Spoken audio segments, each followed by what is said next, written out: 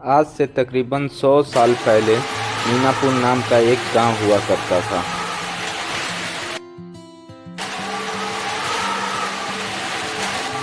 जिस पर एक श्रापित बैताल रहता था।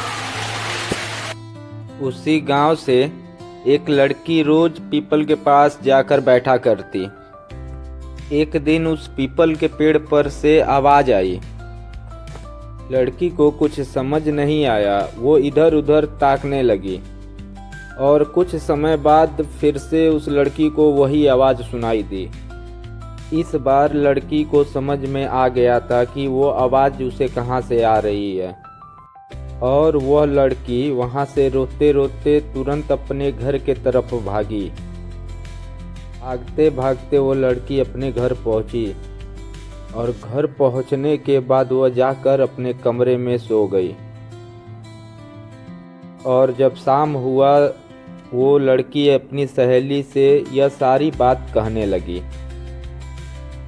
लड़की की सारी बात सुनने के बाद उसकी सारी सहेलियां उसका मजाक बनाने लगी और जाकर अगल बगल के घरों में कहने लगी, आज जूली को शमशान में भूत की आवाज़ सुनाई दी है। धीरे धीरे यह बात पूरे गांव में फैल गई और गांव वालों ने जूली के घर जाकर पूरी बात पता करने की कोशिश की। उसी गांव में एक बुजुर्ग चाचा जी रहते थे और चाचा जी ने तुरंत गांव वालों से कहा, आप सब इस बात को मजाक में मत लेना। यह बात बहुत पुरानी है, मैंने पिताजी से अपने सुनी है। यह सारी कहानी मुझे पता है।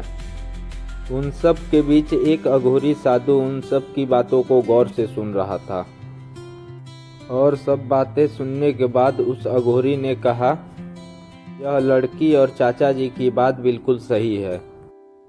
उस पीपल के पेड़ के पास जो आवाज़ सुनाई दी है वह एक श्रापित बैताल की है। यह एक बहुत पुरानी कहानी है। तुम सबको तुरंत ही कुछ करना होगा, नहीं तो तुम सबका पूरा गांव खतरे में पड़ सकता है। यह बात सुनकर पूरा गांव डर गया था। तब गांव के लोगों ने बाबा से कहा, बाबा इस समस्या का कोई रास्ता बताइए। बाबा ने कहा, रास्ता निकालने से पहले हमें यह जानना होगा कि वो बैताल चाहता क्या है।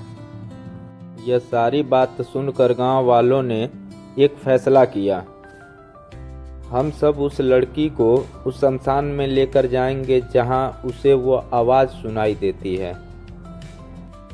तब उस अघोरी साधु ने कहा, ऐसा करने से पहले एक बात का गौर रखना कि उस लड़की की जान भी जा सकती है। तभी चाचा जी ने कहा, नहीं, मेरे पास एक और रास्ता है।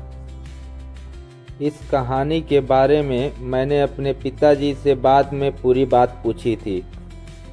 इस गांव से 143 किलोमीटर दूर जंगल में एक आदिवासी समूह रहता है। वहां जाकर इस बैताल के बारे में पता लगाया जा सकता है।